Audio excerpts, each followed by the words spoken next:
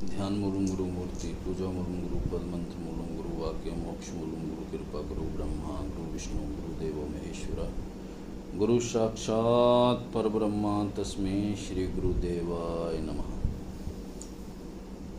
ओम श्री गणेशाय नमः। ओम वक्रतुंड महाकाय सूर्यकोटि संप्रभ निर्विघ्नं कुरुमदेव सर्वकार्येषु सर्वदा। जितने भी हमारे साधक लोग हैं या जितने भी हमारे देखने वाले लोग हैं, साष्टांग नमस्कार उनको। गुरुदेव उनकी नीयत में बरकत, उनकी कमाई में बरकत, उनके बच्चों को सेहत दे, उनको खुद को निरोगी काया प्रदान करे और माँ अपने चरणों की भक्ति के साथ उनको शक्ति बख्शे। अभी नवरात्रा आ रहा है और नवरात्रे में हम आपको पहले की तरह अच्छी से अच्छी कोई साधना बताएंगे जो आप अपने परिवार में बैठकर या परिवार के बीच में रहकर भी कर सकते हो, यानी कि किसी प्रकार का उसमें कोई डर या भय वाली बात नहीं है जिससे कि आपके परिवार के ऊपर किसी प्रकार की कोई मुसीबत आई। लेकिन कई साधकों ने आग्रह किया था कि गुरुजी जिन्नात की साधना या जिन की साधना के बारे में कोई हमको बताइए। तो देखिए, पहली बात तो ये है कि ये जो साधना है ये एक उग्र साधना होती है जिसको जलाली और जुमाली परहेज़ किया जाता है और ये परिवार में बैठकर की नहीं जाती। अलग जगह वीराने में बैठ के या फिर कोई अलग ऐसा कमरा हो जो शोर शराबे से दूर हो और आपके पास किसी का आना जाना ना हो, ऐसी जगह बैठ के ये साधना की जाती है। और इसमें किसी प्रकार के मंत्र की ज़रूरत नहीं है। जो हम आज आपको साधना बता रहे हैं इसमें किसी प्रकार का कोई मंत्र नहीं है जो बोलना है आपने। बस ये है कि इस साधना में आपको कुछ चीज़ लेनी है और उस चीज़ को आपने कैसे इस्तेमाल करना है वो हम आपको बता रहे हैं। क्योंकि ये साधना जो है ये अरब की तंत्र की जो किताब है बदीउल अज़ाइब, ये उस चीज़ की साधना, और जिन लोगों ने हमको ये साधना प्रदान की थी वो बहुत बड़े आलम थे जिनसे हमको ये साधना प्राप्त हुई और साक्षात उन्होंने प्रत्यक्षीकरण किया था। पता नहीं कितनी बार उन्होंने लोगों के ऐसे ऐसे काम कर दिए थे जो इंसान की अक्ल से बाहर के काम थे। ज्यों की त्यों साधना हम आपको आज बता रहे हैं, लेकिन ध्यान रहे अपने गुरु से आज्ञा लेकर और गुरु के कहने के अनुसार गुरु की देखरेख में ये साधना की जाती है। भूल कर भी ऐसी कोई गलती मत कीजिएगा कि आप ये वीडियो सुनी और ये साधना करने बैठ गए, कल को किसी के प्रकार की किसी के भी साथ कोई हानि होती है तो ये चैनल जिम्मेदार नहीं। क्योंकि जिनकी जो साधना होती है वो कई बार तो अपने अच्छे रूप में भी आ जाते हैं, कई बार बुरे रूप में भी आ जाते हैं। तो जो नौसिखिया साधक होगा वो झेल नहीं सकेगा, या तो दिमागी संतुलन खो बैठता है या फिर उसकी मौत हो जाती है। इसलिए ऐसा कोई भी काम मत कीजिए कि जिसके आपको विपरीत नतीजे मिलें। अपने गुरु की देखरेख में साधना की जाती है जो भी उग्र साधना होती है। इस साधना को करने से पहले 1000 बार अपने बारे और अपने परिवार के बारे में सोच कर ही ये साधना कीजिएगा। ये साधना एकांत में बैठकर की जाने वाली साधना है। कई बार इस मखलूक से दूसरों की हानि करने की बजाय साधक अपनी हानि करवा लेता है। क्योंकि जब आपके सामने आएंगे तो वो आपको काम बोलेंगे और आपने अगर उल्टा काम बोल दिया तो आपको लेने के देने पड़ जाएंगे। अगर उन्होंने काम करने के लिए हाँ भी भर दी लेकिन मौका मिलते ही वो आपको छोड़ेंगे नहीं। दुनियादारी से दूर रहने वाले साधु महात्मा पीर मौलाना जो खुदा के बंदे या वली है, ये साधनाएं इनके द्वारा दिया गया प्रसाद है। हमेशा उग्र साधना करते टाइम साधना मंत्र और गुरु पर भरोसा और नीयत में सफाई होनी चाहिए। साधनाएं तभी सिद्ध होती है, तभी सिद्धि होती है। वो साधना के प्रति आस्था विश्वास नहीं रखते, जो लोग ऐसे बहुत हैं तो साधना के प्रति आस्था विश्वास नहीं रखते, उनको कभी भी सिद्धि प्राप्त नहीं होती। और पहले भी बोला है कि बिना गुरु के ये साधना मत कीजिए। जिन लोगों की दीक्षा हो चुकी है या कहीं से भी हुई हो, गुरु दीक्षा गुरु मंत्र लिया हुआ है, तंत्र पीठ से दीक्षा हुई है तंत्र के, वो लोग ये साधना कर सकते हैं। लेकिन फिर भी अपने गुरु से 1000 बार पूछने के बाद ये साधना कीजिए। जब गुरु ने आज्ञा दी तब ये साधना कीजिएगा। कोई आसान साधना नहीं है। मैं इस साधना में साधक को तरह तरह के अदृश्य शक्तियाँ अपना रूप दिखाती हैं। जो कमज़ोर मनोबल वाला साधक अपना दिमागी संतुलन खो बैठता है। दुनियावी बाबा लोग आपको तरह तरह की साधना बताते तो हैं, पर उनका विपरीत रिजल्ट क्या होता है इनको खुद पता नहीं होता। और कहा है कि जो सुई सुनाई दुआ करे उस रोगी के प्राण हरे। हमारे धार्मिक तंत्र शास्त्रों और इस्लामिक तंत्र में जिनों की दुनिया का बखान है। ये इंसान मिट्टी से पैदा हुआ है और जिन दहकती हुई आग के शोले से पैदा हुई मखलूक है।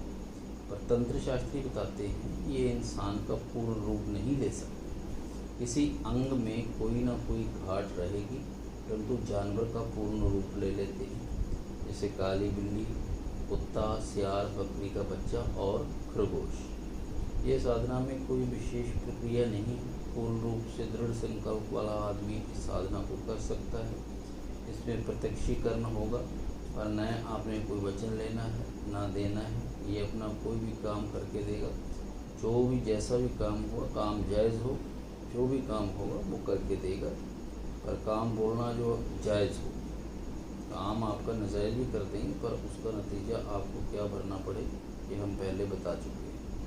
बिना गुरु की देख रेख में पूर्ण आत्मिक सुरक्षा, घेरा जलाली और जमाली परहेज, पूर्ण सिद्ध किया कड़ा दायरा के बिना ये साधना न करे, कल को कोई नुकसान होता है तो साधक खुद जिम्मेदार होगा। ये चीज़ मैं बार बार बोल रहा हूँ और अब भी बोल रहा हूँ आपके साथ, ठीक है।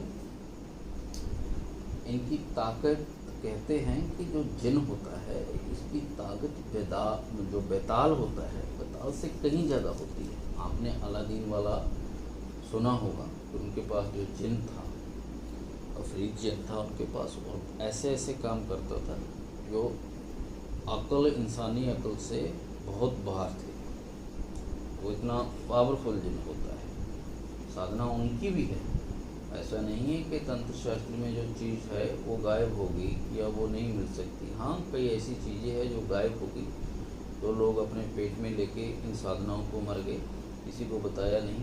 अगर बताते तो आज हमारा तंत्र शास्त्र आप सोच भी नहीं सकते कैसा होता है। फिर भी जो कुछ भी हमारे पास बचा है, हम अगर उसको संभाल लें तो बहुत कुछ हम दुनिया से आगे निकल सकते हैं और आपका जो रुतबा होगा वो अलग ही होगा। अब हमने बताया है कि जिन होते कितने प्रकार के, 7 से 8 प्रकार की इनकी जो अलग अलग यानी कि कबीले हैं वो हैं, और इनके जो नाम हैं वो मैं आपको बता रहा हूँ। शायद आपको आज तक किसी ने नहीं बताए होंगे, लेकिन याद रखिएगा, ये इनके कबीले जो होते हैं उनके जो नाम हैं, उन जिनों के नाम हैं। मरीज जिन होता है पहला, दूसरा होता है इफरित जिन, तीसरा होता है शिला जिन, चौथा होता है घुल जिन, पाँचवा होता है बेताल जिन, छठवां होता है खौला जिन, जो शमशान में कब्रिस्तान में रहते हैं, ये खौला होते हैं।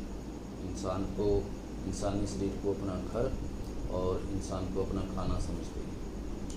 और सातवां होता है खबीस, जो कि कूड़े करकट के ढेर के ऊपर रहता है, और कहीं भी रात को आप जाओ, बाहर जाओ और 3 बार ताली दो, जहाँ आप बोल दीजिए मुँह से कि कोई भी यहाँ पर है तो हमें बाथरूम करना है, तो वो चीज़ साइड पे हो जाती है। इसके आपको कभी ज़िंदगी में गलती से अगर कोई पेशाब हो गया और आपको पता नहीं है तो फिर बहुत ही मुश्किल हो जाती है। और जो इनके पहले राजा बताते हैं इस्लाम के तंत्र शास्त्री, वो जन इब्न जान इनके पहला राजा थे। और ये जितनी भी मखलूक है जिन्नात की, ये अबू अल जान की औलाद है। अबू अल जान जो थे उनकी औलाद है। ये सभी जिनों के बाप थे, अबू अल जान। और इनको जो चीज़ें पसंद होती है, जिन अच्छे भी होते हैं, जिन बुरे भी होते हैं, जिन आदमी भी होती है। और कहते हैं कि ये किसी इंसान के ऊपर मोहित हो जाए तो उसके बारे न्यारे कर देती है। और अच्छे बुरे जिन दोनों हैं। बुजुर्ग जिन भी होते हैं जो कि ये मान के चलिए कि अल्लाह के वलियों की तरह रुतबा रखते हैं। और जिन्नात को जो पसंद चीज़ होती है, इनको सफ़ेद वस्तु ज़्यादा पसंद होती है, सफ़ेद लिबास पसंद होता है, खुशबूदार इत्र बहुत ज़्यादा पसंद करते हैं, और बजरंगी मिठाई इनका फेवरेट होती है। बजरंगी मिठाई खा के बहुत खुश रहते हैं।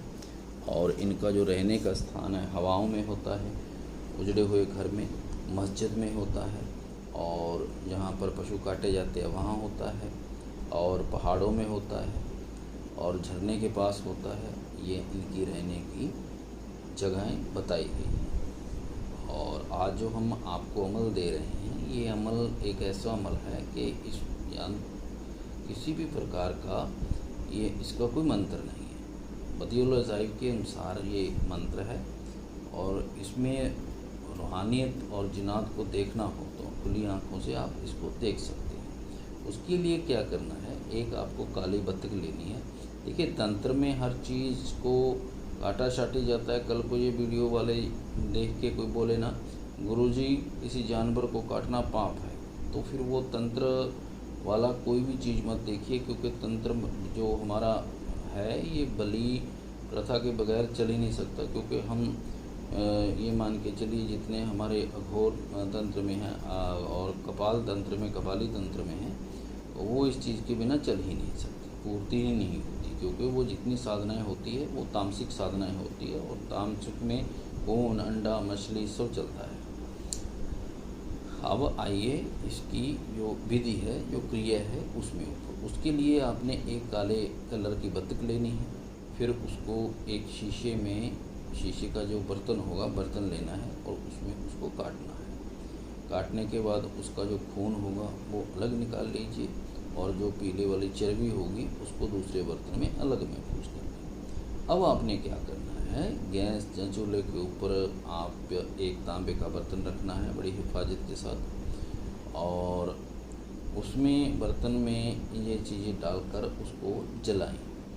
जलने के बाद जब बिल्कुल आपको लगे कि ये ब्रीक पाउडर हो गया, तो इसमें आपने सुरमा डालना है, और सुरमा डालकर किसी सुरमेदानी में ये अलग रख लें, और बस ये आपका जो चीज़ है वो तैयार हो चुकी है। ठीक है, जानवर का वो खून जो चर्बी होगी वो अलग रखी थी, वह मिला दें इस सुरमे में, और अच्छी तरह बारीक पीस लें।